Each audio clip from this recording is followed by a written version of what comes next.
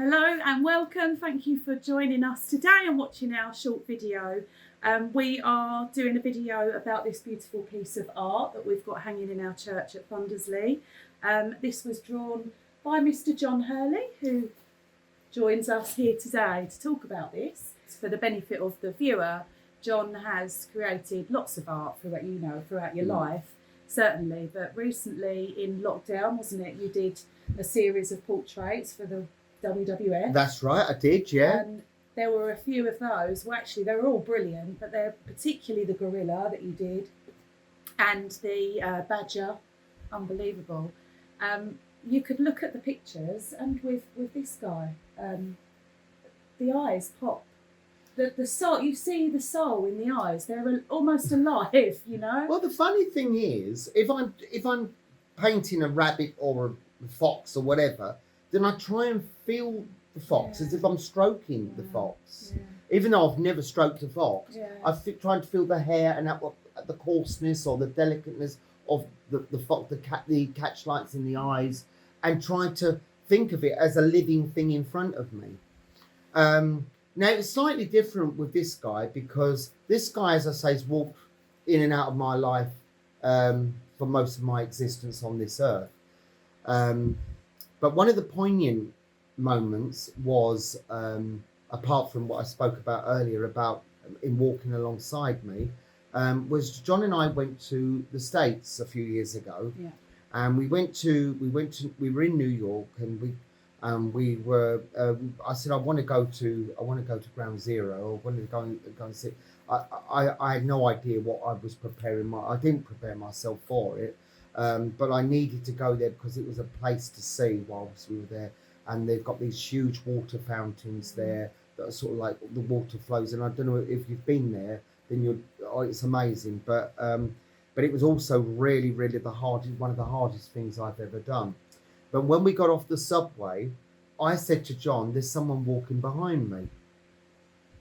And John said to me, "Oh," I said, "It's an Indian. It's an Indian guy." I said, it's White Feather, and he's walking behind me. He's quite tall, actually, and he's walking behind me, and he put his hands on my shoulders to prepare me for what I was about to see, because we went down into where the towers were, and we were on a tour, and I just broke down. I had to actually leave the party that we were with, because feel the energy of that. The energy, and I could feel the screaming and the residual energy around the place, and just people trying to get out of there and people suffocating, and I just felt this overwhelming feeling of suffocation, almost as if I was there at the time, and I can't even explain it. It's just something that was uncomfortable for me. Don't get me wrong, I'm glad we did it.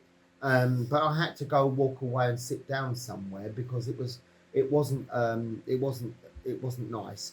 But this guy was walking with me. But then doing some research afterwards, I then realised that around that northern part of America, and especially New York and Manhattan before it was built up, there was a lot of Indian reservations there. Right.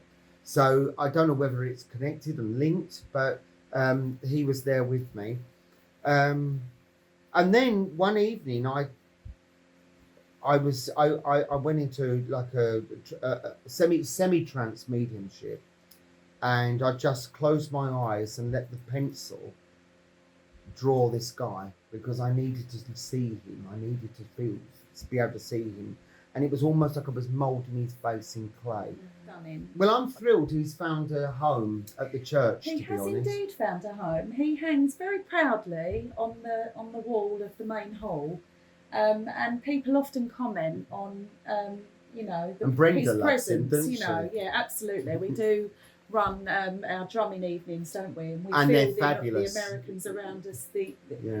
Those drumming evenings are brilliant. Doing that. Yeah. So, yeah. Well, we hope that White Feather.